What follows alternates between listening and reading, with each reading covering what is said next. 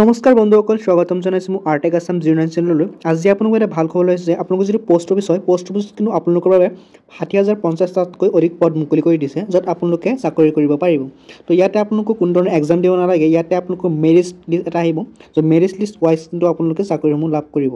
ইয়াতে আপোনালোকে 10 পাছ 12 পাছ কৰি কিন্তু চাকৰিসমূহৰ বাবে আবেদন কৰিব পাৰিব। ইয়াতে পোষ্টমেন, ক্লিয়াৰ্ক, মেইল গাৰ্ড আদিৰ পদত কিন্তু চাকৰিসমূহ কৰিব পাৰিব।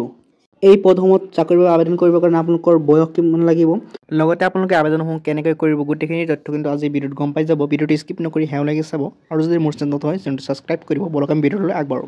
তো ফ্ৰেণ্ডসকলে আপোনালোকে দেখা পাইছে পোষ্ট অফিচ নিউ ৰিক্ৰুইটমেণ্ট 2024 বুলি। ইয়াতে অৰ্গেনাইজেশ্যন নেমটো দেখা পাইছে। অৰ্গেনাইজেশ্যন নেমটো হৈছে আপোনালোকৰ ইণ্ডিয়া পোষ্ট অফিচৰ চাকৰি হয়। তো ইয়াতে পোষ্ট নেমটো দিয়া আছে মাল্টিটাস্কিং ষ্টাফ, অৰ্থাৎ MTS। তো postmen, mail guard, PA, SA, ক্লিয়াৰ্ক, এই পদসমূহত চাকৰিসমূহ মুকলি কৰি দিয়া হৈছে। ইয়াতে আপোনালোকে 60,560টা পোষ্ট কিন্তু আপোনালোকৰ বাবে মুকলি কৰি দিয়া হৈছে। ভেকেঞ্চি খালী আছে, তো আপোনালোকে আবেদন কৰিব পাৰিব। লগতে আপোনালোকে যদি ইয়াতে এপ্লাই মোডটো চাই আপোনালোকৰ অনলাইন কিন্তু আবেদন কৰিব লাগিব। আৰু চিলেকশ্যন প্ৰচেছটো আপোনালোকৰ মই আগতে কৈ দিছোঁ, এইটো মেৰিট ৱাইজ হ'ব। তো আপোনাৰ মেৰিট লিষ্ট আহিব, যদি আপোনালোকে পায় তেনেহ'লে চাকৰিবোৰ কৰিব পাৰিব। তো লগতে আপোনালোকে ইয়াত দেখা পাইছে পোষ্ট অফিচত চাকৰি কৰিবলৈ আপোনালোকৰ যিটো এজ লিমিট হয়, ইয়াত দেখা পাইছে মেক্সিমাম আপোনালোকৰ 45 বছৰ হ'ব লাগিব, আৰু মিনিমাম আপোনালোকে 18 ইয়াৰ্ছ অৰ্থাৎ 18 বছৰ যদি হয় আপোনালোকে আবেদন কৰিব পাৰিব, আৰু 45 বছৰ বেছি আপোনালোকে হ'লে আবেদন কৰিব নোৱাৰিব। তো তাৰ লগতে আপোনালোকে যদি এপ্লিকেশ্যন ফিজটো ইয়াত দেখা পাইছে, জেনেৰেল OBC কাৰণে 100 টকা ফিজ এটা দিব লাগিব এপ্লিকেশ্যন কৰোঁতে।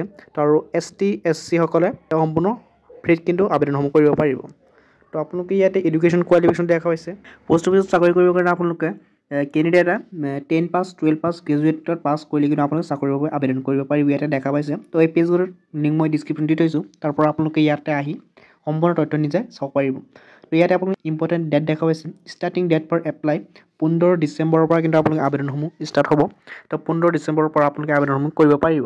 লাষ্ট ডেট আপোনালোকৰ হ'ব 31 ডিচেম্বৰ, অৰ্থাৎ আপোনালোকে 15-16 দিনমান সময় পাব আবেদন কৰিবৰ কাৰণে। তো আবেদনসমূহ কৰি ল'ব। যদি কিবা সুবিধা পায় মোক কমেণ্টত জনাব, আৰু মই ইয়াৰ ওপৰত ভিডিঅ' এটা বনাই দিম 15 তাৰিখৰ পিছত। তো আপোনালোকে এই ভিডিঅ'টো চাই ল'ব পাৰিব, আৰু মোৰ চেনেলটো ছাবস্ক্ৰাইব কৰিব, আৰু আপোনাৰ বন্ধু বান্ধৱীসকলে ভিডিঅ'টো শ্বেয়াৰ কৰি দিব, যাতে সিহঁতে আপডেটসমূহৰ বিষয়ে গম পায়। ধন্যবাদ।